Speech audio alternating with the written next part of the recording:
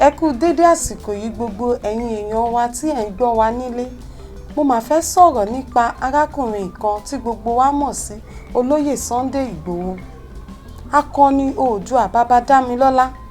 Kùkùté òṣèmí ẹni mi kùkùté ara rẹ̀ lómì.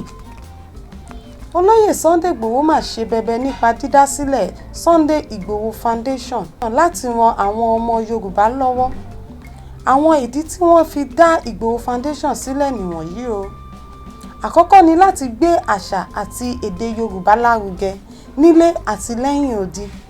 Ẹ̀kejì ni pé láti pèsè iṣẹ́ fún àwọn ọmọ Yorùbá tí wọ́n jẹ́ ọ̀dọ́ àti láti ṣe ìrànlọ́wọ́ fún wọn lórí ẹ̀kọ́ wọn. Ohun mìíràn ni láti ran àwọn aláìní lọ́wọ́ láwùjọ wa títí tó fi dé orí opó àti àwọn ọmọ òrukàn. Wọ́n tún pinnu láti pèsè ẹ̀kọ́ ọ̀fẹ́ bíi ti bàbá wa Awólọ́wọ̀ kí gbogbo ọmọ Yorùbá lè jẹ àǹfààní ẹ̀. Níparí, wọ́n tún ní ètò láti pèsè ìwòsàn ọ̀fẹ́ fún àwọn aláìsàn láwùjọ wa. Olóyè Sunday Igboho kò gbowó lọ́wọ́ ìjọba, ṣùgbọ́n ìwọ̀nba tí ẹ̀yin èèyàn wa bá ní láti fi ṣe ìrànlọ́wọ́ fún àwọn ọmọ Yorùbá ni wọ́n ń béèrè fún. Ọmọdé ọ̀tún ti ń dé pẹ̀ lára ọ̀tún. Sunday Adéyẹmọ Igboho Foundation látún mú wá fún gbogbo ọmọ aráyé. Bàbá Dámilọ́lá ọmọ kúnṣẹ́ o. Àkàndé Adélédùn mọ̀rẹ́ Dálọ́lá.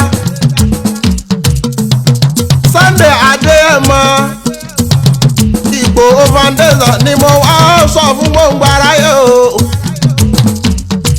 Kékulé gbọ́ o kó sọ fún tòkó kádọ̀ ó gbọ́ kó sáré lọ rèrò fóòbẹ̀.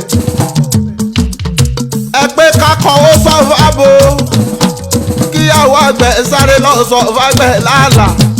Sunday Adéyẹmọ Igboho Foundation ni mo wá fi tówó gba iye létí. Kò sí lábẹ́ ìjọba nǹkan kan ṣe fẹ́gbẹ́ tiwa. Sunday Igboho lẹ́ni tó ní ẹgbẹ́ yìí tí fi rọ̀ mara ìlú lọ́wọ́. Àkọ́kọ́ ṣẹ́ wa promotion of cultural heritage náà ni èèyàn tó bá sọyìn múlẹ̀ àná dandan ní kótó ẹ̀jẹ̀ wíwú tí mo wí.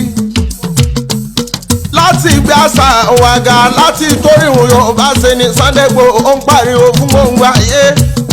Akọni Oòduà ajagun mama fìdí ìbọn ṣe ọ̀kẹ́ kára kékòrò ti so níyọ̀ ní jìnnìjìnnì.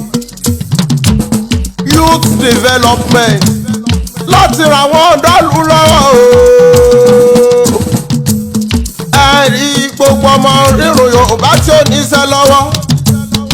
Ọmọ kàwé ó kàwé owó nírú owó aláta ni wọ́n fi ràn nílé ìwé bẹ́ẹ̀ ni kò rí iṣẹ́. Sunday Igboho ó ní ẹ̀jẹ̀ àjọ ṣe kó yanjú.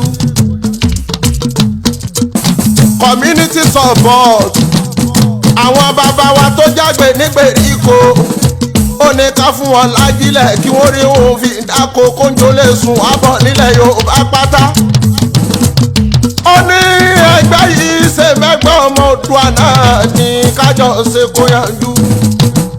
Widow support èèyàn tí ó lọ́kọ̀ nínú ilé ni wọ́n pè ní widow lélẹ̀ eléyìí wà lákọ̀wé tiwọn.